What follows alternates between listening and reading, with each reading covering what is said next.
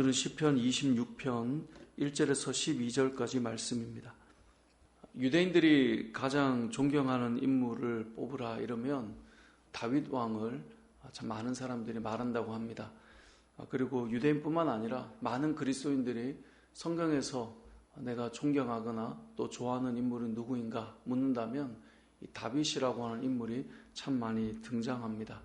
하나님께서도 내 마음에 합한 자다라고 말하였던 사람이 다윗이고, 다윗을 보면 하나님을 위해 그의 인생을 드린 사람처럼 보이기 때문에 많은 사람들이 좋아합니다. 그런데 생각해보면 다윗은 또 큰 허물을 가지고 있는 사람이기도 합니다. 요즘으로 생각한다면 저 사람을 좋아할 수 있나? 받아들일 수 있나? 이런 생각이 들게도 만드는 사람이 다윗이기도 한 것이죠. 우리가 잘 아는 것처럼 요즘 말로 하자면 부하의 아내와 불륜을 저지른 사람이죠. 그리고 그것을 드러내지 않으려고 숨기려다가 결국은 충성스러운 부하를 목숨을 잃도록 만드는, 그것도 전장터에 보내서 아주 교묘하게 아닌 것처럼 가려놓고 죽이게 되는 일이 일어났던 것이죠. 우리가 생각할 때 내가 내 곁에 있는 인물이, 내가 생각할 때 왕이나 아니면 어떤 리더나 어떤 리더십의 자리에 있는 사람이 이런 일을 행한다? 우리가 용서를 하거나 받아들이기가 쉽지 않은 사람이 사실 다윗이란 말이죠. 그런데 그런 인물인 다윗을 참 많은 사람들이 좋아하고 있다. 이것은 어찌 보면 참 놀라운 일이기도 합니다. 다윗을 왜 그렇게 좋아할까? 사람들이 왜 그런 허물을 가진 다윗이지만 다윗을 그렇게 사랑할까? 우리가 여러 가지 다윗에 대한 사건을 생각해 보면 골리앗 앞에 당당하게 섰던 모습 좋아할 수도 있고, 사울에게 쫓기는 가운데서도 사울을 향한 그의 어떤 마음들, 또 하나님에 대한 신뢰와 또 그의 손에 피를 묻히지 않는 모습, 그런 것들이 좋을 수도 있고요. 또 공동체를 이끌어가는 리더십의 왕으로서의 모습 또 좋을 수도 있겠지만, 어찌 보면 다윗을 사랑하게 되는 여러 이유 중에 가장 큰 부분은 저는 다윗이 기록한 이 시편 때문이 아닐까라는 생각을 해보게 됩니다. 왜냐하면 다윗의 시편을 읽다 보면 그의 마음과 그의 심경을 하나님 앞에 고스란히 다 드러내고 있는 모습을 알게 됩니다. 한 사람을 좋아하게 되고 한 사람을 이해하게 되고 한 사람의 어떤 매력을 느끼게 되는 것은 언제이냐면 그 사람의 가려져 있는 모습이 다 무장해제되고 그의 진솔한 마음과 그의 심경이 고백되고 드러나기 시작할 때, 그 마음의 진실함이 보여지기 시작할 때 허물이 있다 할지라도 그 사람을 사랑하게 되는 것이죠. 시편을 읽다 보면 다윗의 마음이 고스란히 다 드러나요. 때로는 원수들 때문에, 자신을 고통스럽게 한 사람들 때문에 그는 어떻게 고백합니까? 하나님, 원수들의 뺨을 좀 때려주십시오. 이런 말 하기 쉽지 않은데 그가 얼마나 힘들면 그런 말을 하겠어요. 심지어 어떤 본문은 원수의 이를 뽑아달라고 그런 말까지 하죠. 물론 그리고 나서 하나님을 찬양하고 그게 아님을 고백하고 이야기하지만 그의 심경을 고스란히 드러낸단 말이에요. 오늘 본문도 다윗의 시인데요, 오늘 본문에서도 다윗은 그가 어떤 마음으로 살아가는가가 담겨 있어요. 오늘 본문 2절을 보면 이렇게 말해요. 여호와여 나를 살피시고 시험하사 내 뜻과 내 양심을 단련하소서. 다윗은 하나님 앞에서 점점 더 단련되어져 가기를 원했습니다. 부족함도 많고 허물도 많지만 하나님을 너무나 사랑해서 그의 인생이 점점 더 연단되고 성숙해 가기를 원했어요. 그래서 2절에 보니까 이렇게 말해요. 나를 살피시고 시험하사. 여러분, 우리가 하나님 저를 시험해 주십시오, 이런 말 쉽게 할 수 없지 않나요? 근데 다윗은 시험의 자리에 기꺼이 들어가기를 원했어요. 우리가 학생들도 요즘 시험 기간인데 시험을 보면 뭐를 알 수 있어요? 자기 실력을 알 수 있어요.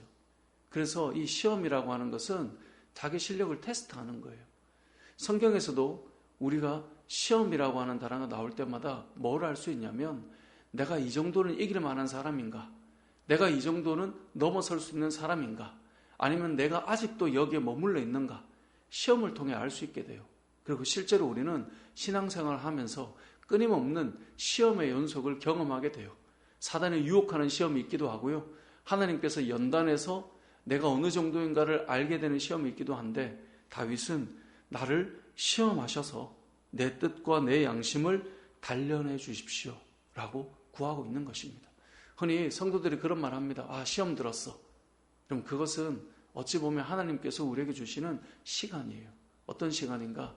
내 수준을 점검해 보는 시간이에요. 내가 아직 여기까지인가? 왜 난 아직 여기 머물러 있는가? 이것을 왜 아직 넘어서지 못하는가? 다윗은 그것을 늘 생각해 보았습니다. 그래서 하나님 앞에 기도하는 거예요. 하나님, 저를 시험해 주셔서 저의 뜻과 양심을 단련해 주십시오. 다윗은 하나님을 사랑했고 그의 인생은 날마다 시험 가운데, 때로는 고통 가운데 조금씩 성숙해 가는 것을 기도의 제목으로 삼았다는 것입니다. 오늘 이 새벽에 우리의 기도도 좀 생각해 보면 좋겠습니다. 우리는 조금 어려우면 그 어려움 때문에 우리의 감정을 추스리지 못하고, 우리는 조금 좋으면 그게 그냥 그렇게 좋아서 인생의 모든 걸 얻은 것처럼 살아갈 때가 많습니다.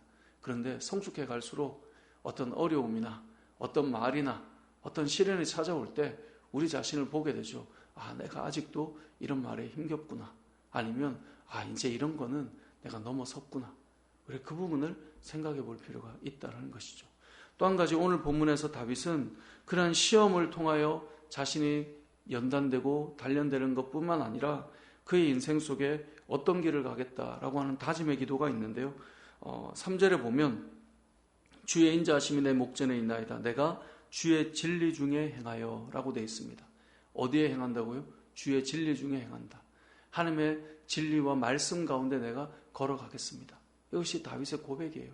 믿음의 사람들의 기도는 항상 이런 기도가 필요해요. 하나님, 오늘 하루도 내가 하는 말씀대로 걸어가겠습니다. 우리가 지난주에 말씀을 나눴지만 우리의 감정이 주인이 되어서 내 기분과 감정을 따라 내가 살아내는 자들이 아니라 우리가 단련되고 성숙되어서 하나님의 말씀을 따라 살아가겠습니다. 이것이 우리의 기도의 제목이 되어야 합니다. 더 나아가서 다윗은 내가 함께 해야 될 사람과 함께 하지 말아야 될 사람을 분리하고 살아가겠다라고 고백합니다. 우리가 시편 1편에 처음 출발을 아시죠? 복 있는 사람은 어디에 설 것인가, 어디에 앉을 것인가, 어디를 향해 갈 것인가, 이게 구분되어 있는 거예요. 오늘 다윗도 이렇게 고백해요. 4절에 보면 허망한 사람과 같이 앉지 아니하겠다라고 그는 고백해요. 간사한 사람과 동행하지 않겠다라고 4절에 고백해요. 5절에 보면 내가 행악자의 집회를 미워하겠다라고 고백해요. 여러분, 우리가 살아가면서 허망한 자들, 때로는 간사한 자들, 때로는 행악자들, 그들이 모여있는 자리에 가는 것이 아니에요. 그런 모임 자체를 기뻐하지 않아야 돼요. 그걸 미워해야 된다. 그래서 믿는 사람들은 함께해야 할 사람과 함께하지 말아야 될 사람을 잘 구분할 수 있어야 돼요. 물론 우리가 복음을 전하는 대상을 분리한다는 말이 아니라 내 삶의 자리가 어디여야 되는가를 놓치지 말아야 돼요. 믿는 사람들은 가지 말아야 될 자리가 있어요. 믿는 사람들은 하지 말아야 될 일들이 있어요. 오늘 이제 사사기 성경 공부를 이렇게 준비하면서 이제 오늘 이번 주와 다음 주 삼손에 대한 내용인데, 삼손이 날 때부터 나실인으로 구분되잖아요. 나실인은 구별되었다를 말이거든요. 그리스도인들이란 말은 구별된 자들이라는 말이거든요. 하지 말아야 될 일들이 있는 거예요. 피해야 될 일들이 있는 거예요. 거룩한 삶을 살기 위해서는 거기 가지 말아야 되고요. 그 일 하지 않아야 되는 거예요. 이번에 전도하기 위해서 월요일 저녁에 감사하게도 이제 전도하려고 하는 분이 집에 식사 초대를 해주셨어요. 그래서 가서 이제 식사를 하는데 술을 이렇게 담은 술을 가지고 오셨더라고요. 그래서 목사님은 정말 귀한 거기 때문에 한 잔만 드셔봐. 건강에 너무 좋대요.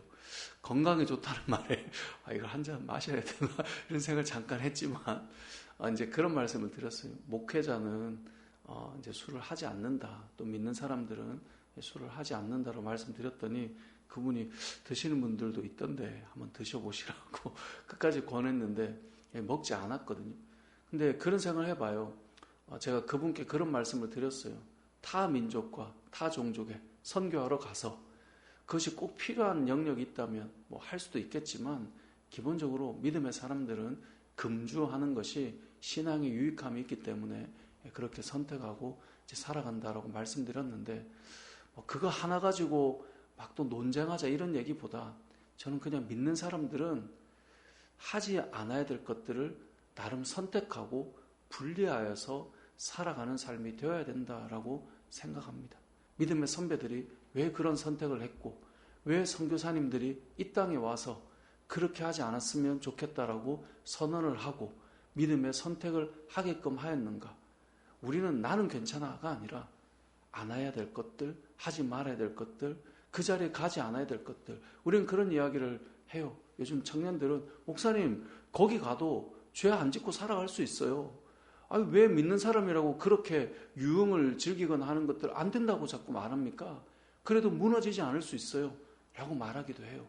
그런데 하지 말고 거룩하게 구별되고 살아가기를 원했던 믿음의 선배들이 길들이 있는 것입니다.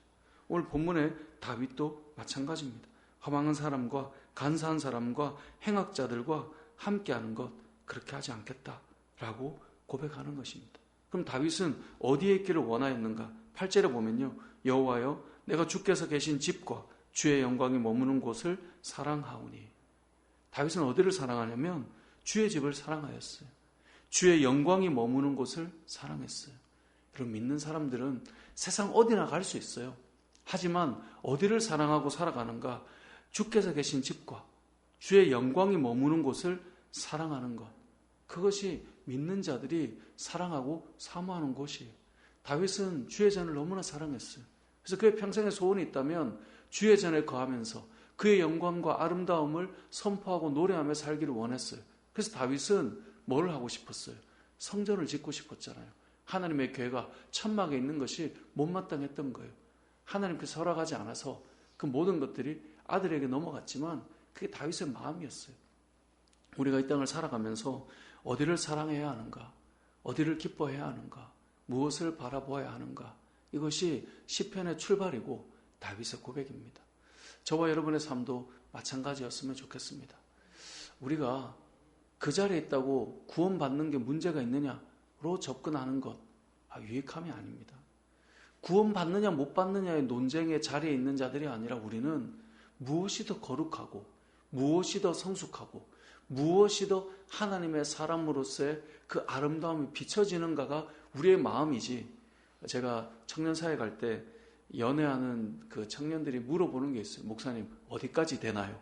뭐 이런 거 물어봐요. 그러면 어디까지 되느냐의 선은 무슨 말이에요? 범죄의 가장 끝자락까지 어디에 선 그 라인에서 멈추면 되나요? 이걸 물어보는 거거든요. 근데 우리의 사모함은 죄의 어디까지가 내가 문제가 안 되느냐라고 하는 탐닉의 자리로 가는 것이 아니라 어디로 가야 거룩한가에 대한 열정과 마음을 향해 우리는 나아가야 되는데 항상 그게 죄가 되나요? 그게 문제가 되나요는 사실은 이 끝자락에 대한 논쟁이에요. 근데 믿는 자들은 다윗과 같아야 되는 거예요. 어디를 더 사모해야 되는가? 나는 어디를 더 향해 나아갈 것인가? 어디를 더 기뻐해야 될 것인가? 이것이 우리의 사모함이고 우리의 마음이어야 된다는 것이죠. 말씀을 정리해 보겠습니다. 오늘 본문의 말씀은 다윗의 고백입니다. 특별히 다윗은 이렇게 고백합니다. 하나님 나를 살피시고 시험하셔서 내 뜻과 내 양심을 단련해 주십시오. 여러분 우리가 믿음의 삶을 살 때 우리에게 찾아오는 시험은 나의 수준을 가늠해 보는 것입니다. 목사인 저가 목사라고 하는 타이틀로 신앙생활하는 거 아니잖아요. 성도라는 이름으로 저 역시 하나님 앞에서 믿음의 경주를 하는 것이고 여러분들도 마찬가지예요. 천국에 갔는데 물론 장례식장에서는 직분을 다 이름 앞에 붙이던데 저는 그 직분으로 천국 가는 거 아니라고 생각해요. 믿음으로 가는 것이고 하나님 앞에 강성우로 하고는 이름으로 여러분의 이름으로 하나님 앞에 갈 때 결국은 여러 가지 시험과 고난과 어려움이 있지만 그것이 나의 감정과 기분으로 결정되는 것이 아니라 내가 이 정도구나. 내가 더 성장하고 더 단련되기를 원합니다. 이 다윗의 기도가 우리의 기도가 되면 좋겠고요. 두 번째로는 우리가 가야 할 자리와 멈춰야 될 자리, 우리가 해야 될 행동과 하지 말아야 될 행동, 우리가 사모해야 될 것과 사모하지 말아야 될 것, 그것이 무엇인지 분별할 수 있어야 되는데 그런 분별이 저와 여러분의 삶 속에 또 우리의 기도의 제목 속에 녹아져 있는 삶이 되시길 주님의 이름으로 축복합니다. 아멘.